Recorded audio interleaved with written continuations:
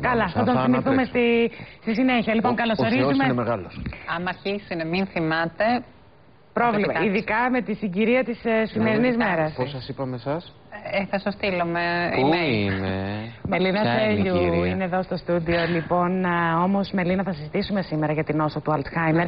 Πριν από αυτό όμως θέλω, μιας και σήμερα είναι και η παγκόσμια μέρα έτσι, για την ενημέρωση κυρίως, αυτό είναι το βασικότερο για την νόσο του Αλτσχάιμερ, να πάμε να δούμε ένα εξαιρετικό τηλεοπτικό σποτ για τη συγκεκριμένη νόσο.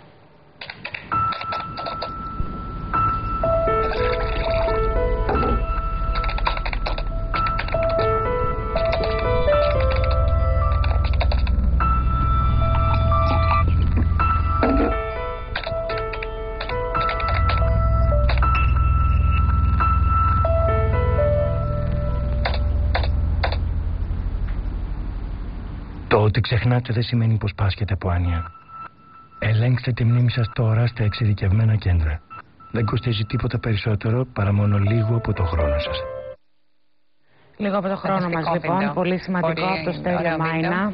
Θυμόμαστε σήμερα αυτούς που δεν μπορούν να θυμηθούν, αυτούς που δεν θυμούνται, να το έχουμε αυτό στο μυαλό μας, γιατί η νόσος Αλτσχάιμερ πρέπει να σας πω ότι είναι μία από τις βασικές νευροεκφυλιστικές παθήσεις που καταστρέφονται τα νευρικά κύτταρα και ο άνθρωπος αρχίζει να μην είναι λειτουργικός, να μην θυμάται.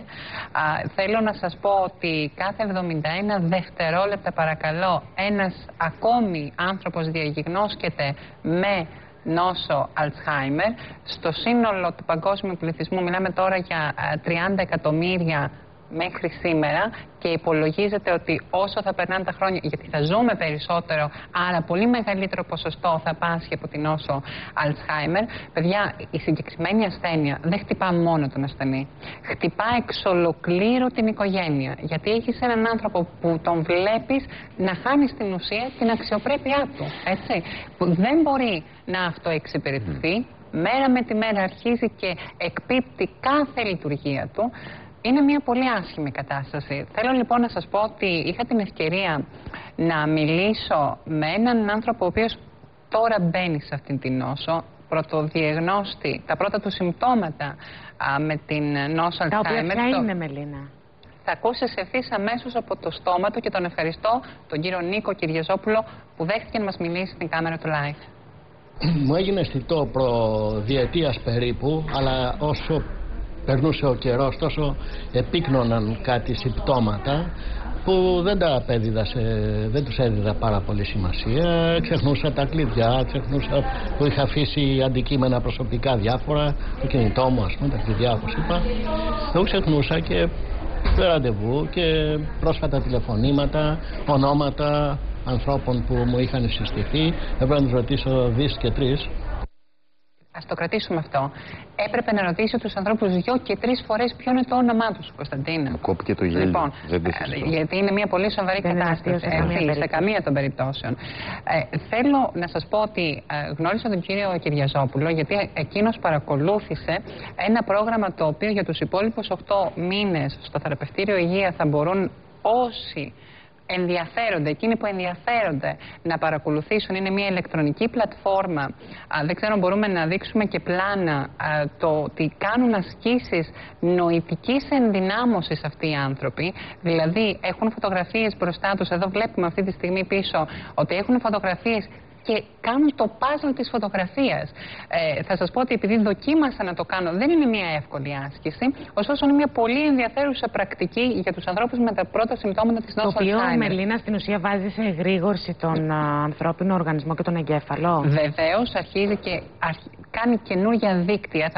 Θα ακούσουμε από την ειδικό την νευρολόγο ψυχίατρο σε λίγο. Που λένε πάντως να παίζουμε, να λύνουμε για να έχουμε συνέχεια έτσι ξουράφι μνήμη. Θα σας πω ότι κάθε νοητική άσκηση επιφέρει πολύ θετικά αποτελέσματα. Μα είναι σταυρόλεξο, μα είναι ασκήσεις. Είναι πολύ σημαντικό να μην σταματήσουμε το διάβασμα. Βεβαίως. Θέλω όμως να ακούσουμε και το δεύτερο κομμάτι της συνέντευξης του κ. Νίκο Κυριαζόπουλου, ο οποίος μας λέει ακριβώς τι είδε μετά από τις ασκήσεις. Πάντα φροντίζω να λύνω σταυρόλεξα όταν υπάρχει κάποιος ελεύθερος χρόνος. Έχετε τώρα δυσκολία στο να λύσετε ένα σταυρόλεξο, δηλαδή δυσκολεύεστε στο, μάλλον θέλετε περισσότερο χρόνο? Όπως σας είπα, έχω διαπιστώσει στον εαυτό μου κάποια βελτίωση που θα μπορούσα να την πω θεαματική. Δηλαδή πιο εύκολα τώρα κάνω οποιαδήποτε πνευματική εργασία και πιο εύκολα ενθυμούμε μερικά πράγματα και πιο εύκολα λύνω σταυρόλεξα. Και έχει ενδιαφέρον να ακούσουμε τώρα και την κυρία Σεκά, η οποία στην ουσία απαντά στο δικό σου ερώτημα. Τι ακριβώς κάνουν αυτές οι ασκήσεις νοητικής ενδυνάμωσης? Ας την ακούσουμε. Ο εγκέφαλος, τα κύτταρα του εγκεφάλου έχουν πλαστικότητα.